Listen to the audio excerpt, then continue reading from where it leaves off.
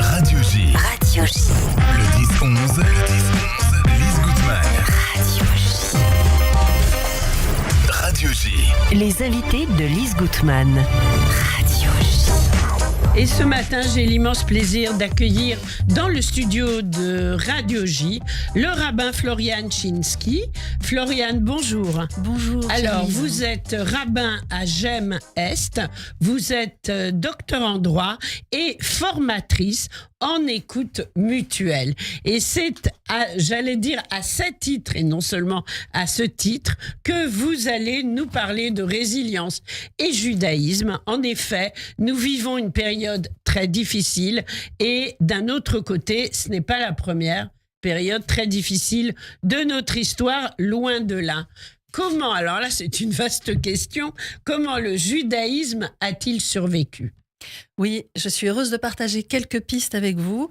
Et en réalité, en écoutant le journal, je pensais à toute la multiplicité des outils que le judaïsme, que la culture juive met à notre service pour veiller à notre santé mentale parce qu'elle est la base de notre existence, indépendamment des positions politiques et citoyennes qu'on a besoin de prendre aussi, mais on les prend toujours à partir du maximum de notre santé mentale. Et ce que je veux souligner là, c'est que c'est tellement difficile de prendre soin de sa santé mentale que c'est un commandement. D'accord ? Pourquoi est-ce qu'on met un commandement ? C'est parce que, alors il y a un autre commandement qui est Tikkun Olam, c'est corriger le monde, c'est agir dans la société. Mais face à ce commandement de Tikkun Olam... Ce que vous appelez la santé mentale, c'est un mot très fort, c'est quoi exactement ? C'est le fait de se sentir atteint, déprimé, bouleversé, etc. Et toutes ces choses-là, elles sont normales et en même temps, elles doivent être prises en compte. Et c'est pour ça que le Deutéronome nous dit une phrase très forte, Venishmartem meod lenafshotechem. Vous ferez très très très attention à vos vies. Nefesh, on peut dire la vie, on peut dire l'âme. Faire très très attention à ça parce que le judaïsme a une très très grande ambition pour nous, qui est que nous soyons dans la simcha shel mitzvah. C'est extrêmement ambitieux. La joie du commandement. Et si on a le temps, je finirai avec une histoire autour de ça. Oui. Donc, c'est à partir de la joie du commandement. On sait ce qu'on fait, on sait pourquoi on le fait, et on réussit à cultiver une forteresse intérieure. Et c'est important de rappeler aussi qu'on parle de tseva shalom. Donc, il faut sans doute des armées et des combats d'une façon ou d'une autre sur le terrain pour défendre sa vie. Mais d'un autre côté, il faut aussi qu'il y ait une armée de paix, des engagements pour que ça aille bien. Et le judaïsme n'aurait pas survécu sans ça parce que sans joie de vivre, on peut pas. Je sais que ce que je dis, c'est très très dur d'une certaine façon. Oui, c'est dur à entendre, mais moi je l'entends. En fait, on comprend certaines choses beaucoup mieux. Alors, par exemple, en quoi l'histoire peut nous aider dans ce domaine ? Et encore une fois, je vais dire, on est d'une ambition sans limite. L'histoire, eh bien, peut-être je prendrai deux exemples. Il y a l'histoire de Pessah. Oui. Et l'histoire de Pessah nous fait dire que nous sommes déjà sortis d'Égypte. C'est-à-dire, c'est comme si on avait déjà tout vécu, tout ça. Et que maintenant, on était d'une liberté infinie parce que tout ça, on l'a déjà vécu. Et peut-être qu'au niveau de la sortie... De génération en génération. De génération en génération. Et personne ne peut porter atteinte à notre forteresse intérieure qu'on construit depuis 2000 ans. C'est pas vrai à 100%, ça dépend de ce qu'on a vécu. Et c'est pas forcément vrai au niveau individuel. Mais on est ensemble. Donc, il y a les personnes qui sont en première ligne et elles... Eh ben, c'est extrêmement dur pour elles de garder cette paix. Et puis les personnes en deuxième ligne, en troisième ligne, en quatrième ligne. Et chaque fois qu'on en a la possibilité, il faut se réancrer dans... Ça fait 3000 ans qu'on vit des choses. Franchement, la situation aujourd'hui, elle est insupportable. Mais au fil de l'histoire, on a vécu beaucoup, beaucoup d'autres choses insupportables. Et on les a traversées. Et ça, c'est extrêmement fort pour nous dire que ça aussi, d'une façon ou d'une autre, on le traversera. Mais comment on le fera ? En prenant soin de nous individuellement et en prenant soin du collectif aussi, des Bien personnes sûr. autour de nous, et de faire cet équilibre. Si quelqu'un est complètement hors Simcha Shel Mitzvah, on le comprend, mais toutes les personnes qui peuvent l'être, en gardant le lien, aident à ce qu'au total, on cette continue à personne agir. aille mieux. Je pense beaucoup en ce moment aux générations d'après-guerre et aux rabbins d'après-guerre qui avaient fort à faire avec les populations juives survivantes en Europe, en France, en particulier, qui avait besoin de beaucoup de bienveillance. Et finalement, le judaïsme s'est reconstruit en France. Le judaïsme s'est reconstruit parce qu'on a toute cette histoire et on a toute cette force de vie, on a Voilà. toute cette liberté. Et aussi parce que comme on ne fonctionne pas comme un système hiérarchique, on ne peut pas juste enlever la tête du judaïsme et on tue le judaïsme de cette façon-là. Non, chacun et chacune, au quotidien, on vit le judaïsme et on essaye. Et encore une fois, je sais même parler de résilience, c'est énorme Oui. dans les circonstances actuelles. Et pourtant, c'est un commandement et il y a le commandement d'être joyeux et de profiter de la vie. Et par exemple, on dit « Asher kitshanu b'mitzvotav » tu nous as sanctifiés par tes commandements et nous a commandé d'agir de différentes façons parce qu'on est dans la joie toujours de l'action. Et il y a les birkot anéhénim. Donc quand je mange quelque chose, j'ai le devoir de prendre du plaisir à la chose que je mange. Tu vois ? Oui. C'est-à-dire, chaque fois que je mange quelque chose, je lutte contre la folie de la douleur qui peut nous venir de l'extérieur et ça n'appartient qu'à moi. Et c'est un commandement. Le commandement de prendre du plaisir aux petites choses de la vie. Après, si on n'y arrive pas, je veux culpabiliser personne. Il faut être bien clair. Oui. Et je Mais comprends que c'est dur. Peut-être que si on n'y arrive pas, il faut profiter de l'aide des autres autour de nous qui peut-être y arrivent un peu mieux. Et c'est pour ça, exactement, et c'est pour ça que je suis vraiment favorable à ce qu'on évite toutes les positions de posture. Tout le monde est d'accord que maintenant c'est horrible. Oui, mais il faut aussi valoriser les personnes qui font le contrepoids de ça et qui permettent de donner de l'équilibre. Et dans les contrepoids, je peux en citer quelques-uns, il y a aussi la tfila. La tfila, c'est faire La le bilan. prière. On traduit souvent par prière. Les deux racines que j'aime rappeler, c'est Oui. palal, se juger soi-même, faire le bilan. Mais ça, c'est moi avec moi-même, sans laisser rentrer le jugement des personnes qui pensent du mal de moi. Et là, on pense par exemple à l'antisémitisme et à sûr. d'autres choses. Non, là, c'est juste moi. Et si j'arrive pas à le faire que moi-même, c'est moi et Dieu, si on veut, ou une force transcendante, ou quelque chose qui traverse l'histoire. C'est moi et l'immense force qui est en moi. Et dans Tfila, toujours qu'on traduit par prière, mais donc je renvoie à Palal, qui est se juger soi-même, et à Pélé, qui est s'émerveiller, renouer au maximum. Et quand on le Finalement, fait, pas culpabiliser. Quel que soit son degré de pratique. Alors Parce- oui, voilà. alors oui, moi je pense que c'est très important d'adapter ça, chacune à sa façon. Parce que je suis pas, enfin, je dis ça, je parle des outils du judaïsme avec beaucoup Bien sûr. d'enthousiasme, mais mon but c'est de respecter chaque personne Bien là sûr. où elle est dans sa pratique et sa croyance, bien sûr. Bien sûr. Mais je veux dire, ce que vous proposez, c'est valable d'être soutenu, de faire des prières intérieures, voire, je vais peut-être prononcer un mot qui va pas quand on parle à une femme rabbin, voire laïque. Mais ça touche tous les publics. C'est ça ? Alors, oui. Et la question de laïcité, est-ce que le judaïsme est une religion ? Oui. Est-ce qu'il est depuis 200 ans ou depuis 500 ans ou c'est une vaste question. Mais par contre, de ce point de vue-là, c'est aussi très intéressant de voir que ce qui se passe à la synagogue, ça peut être aussi des choses qui se passent à d'autres endroits. J'étais hier soir aux Guerrières de la Paix. Oui. Et donc, ça n'a rien à voir avec de la synagogue. Mais Non. en même temps, il y a du collectif. Il y a du être ensemble. La puissance d'être ensemble, comme Starhawk dit, c'est vraiment... le pouvoir qui naît du fait d'être ensemble. Il y a du rituel, on a allumé des bougies, on a mis des pancartes, tu vois. Il y a un espace sécurisé, il y a de l'initiative individuelle et de la volonté de se joindre. Et en fait, je vois, encore une fois, je ne veux pas tout ramener à la synagogue, mais je vois un parallèle là-dedans ou dans d'autres collectifs comme Golem qui se créent, enfin et plein d'autres.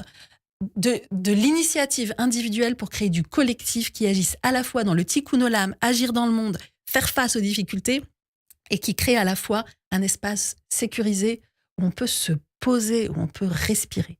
Oui.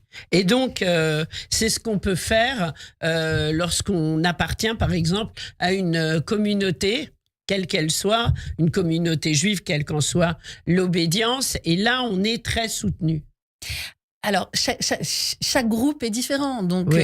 voilà. Mais d'une façon générale, c'est sûr qu'un chant, par exemple, comme l'Echa Dodi, donc déjà le Shabbat, 6 jours, tu te prends la tête, tu travailles, t'en peux plus, peut-être, tu vois, parce que vu l'urgence de la situation, mais un jour tu t'arrêtes. Un jour tu respires. Et la transition, elle se fait par exemple avec le merveilleux chant l'Echa Dodi, qui dit ôte la poussière de tes vêtements revêtis tes vêtements, revêt tes vêtements de splendeur, sois une lumière pour les autres, et toi-même qui as tellement souffert, tu seras la personne la mieux placée pour avoir de l'ancrage et accueillir les autres. Et chanter ça ensemble, c'est sûr que ça aide à des transitions. Comme d'autres chants, encore Bien une sûr. fois, dans le monde laïque, peuvent aider Le à chant, souder, c'est etc. important pour arriver à une forme de résilience et à ce que vous nous expliquez. On a des beaux chants dans le judaïsme. Extraordinaire. Dans toutes les langues, hein, Oui. en hébreu, en araméen, en français, en yiddish, Oui. bien sûr. Comment Oui. ne pas le nommer ça ici? Les choses qui créent du collectif, du courage, des références historiques. Ouais. On est là et on est ensemble. Voilà, yachad, comme on dit en hébreu. Voilà. Alors justement, là, le temps passe très vite, c'est passionnant ce que vous nous expliquez, ça nous fait du bien, mais vous, dans votre pratique de rabbin, le 7 octobre, ça a été une bombe qui a explosé, on peut le dire aux yeux de tout le monde, ça a été monstrueux. Comment, dans votre pratique, comment est-ce que vous arrivez justement à tenir la communauté et à répondre aux questions fondamentales que les Juifs qui sont avec vous se posent? Très bonne question. Je pense qu'il y a 4 groupes de personnes, rapidement. Oui. Il y a d'une part les personnes qui croyaient que le monde était bon, peut-être que Dieu faisait rayonner que de la bonté, prenait la responsabilité du bien dans le monde. Enfin, donc là, c'est sûr que c'est un grand choc Oui. et c'est difficile. Ensuite, il y a les personnes qui sont en contact avec l'histoire du juif depuis toujours. Et dans ce cas-là, pour l'attitude la plus efficace, c'est d'être à la fois je suis désolée, mais désespéré, je veux dire, désespéré de base, quoi. On sait que c'est très très compliqué la situation en Israël, en France, dans la communauté juive, Oui. sans parler même de la crise climatique, qui Oui, mine oui. de rien, je suis sûre, joue vraiment un Oui. rôle dans le fait qu'on détourne le regard sur d'autres choses. Enfin, voilà, on sait je pense que le pessimisme est un excellent outil. Oui. Et puis de l'autre côté, à l'intérieur de ça, il y a nous et il y a notre pouvoir, ce qu'on peut créer en nous. Et donc, il y a les personnes qui ont été surprises et puis celles qui l'ont pas été. Et comment vous répondez-vous en tant que rabbin à la demande des personnes? C'est pas trop compliqué parce que c'est à la fois un rôle de rabbin, donc vous leur expliquez certainement ce que vous venez de nous dire, mais aussi il y a un peu un rôle un peu psychologique. Voilà, de soutenir. Et je leur dis un peu ce que j'ai dit là, en donnant aussi d'autres outils et en faisant en sorte que dans le cadre des offices, il y ait beaucoup, beaucoup de joie, de Oui. liberté, de ressourcement, d'enthousiasme, parce que les graines qui sont près de nous, on a le pouvoir de les arroser et personne ne peut enlever ce pouvoir. Et voilà, d'une façon ou d'une autre, je suis très, très pessimiste.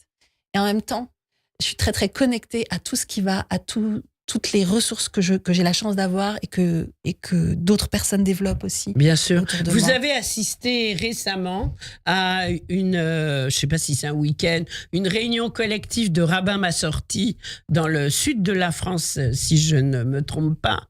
Est-ce que vous avez parlé de cela avec vos collègues? Évidemment, on a beaucoup parlé de ça. On est en relation avec aussi nos collègues israéliens, nos collègues américains, la difficulté que elles et eux éprouvent.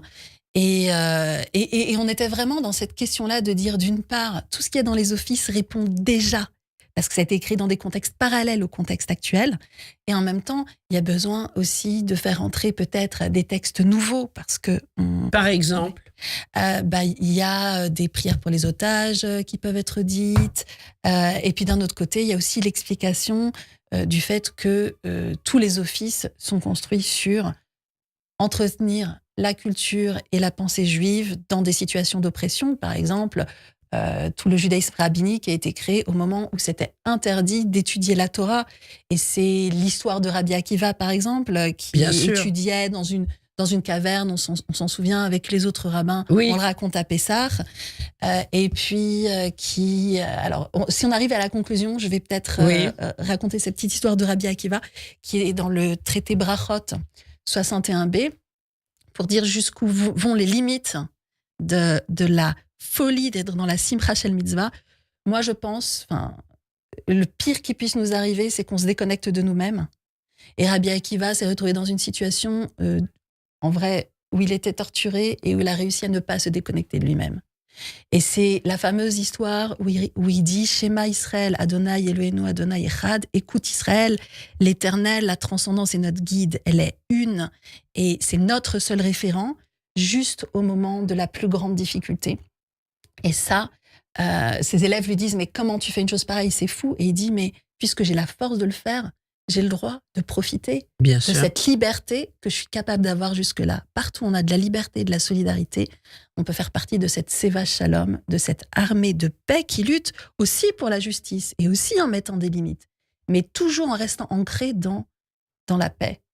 Eh bien, ce sera le mot de la fin. Rabbin Florian Chinsky.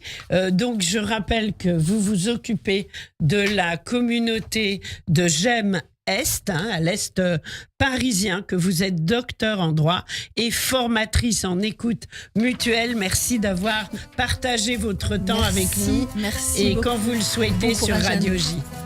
Merci, au revoir. לך דודי לקראת כלה, פני שבת נקבלה. לך דודי לקראת כלה, פני שבת נקבלה. שמור וזכור בדיבור אחד, השמיענו אל המיוחד. עמוני אחד ושמו אחד, שמול תפארת ולתהילה. לך דודי לקראת כלה, פני שבת נקבלה. לך דודי לקראת כלה.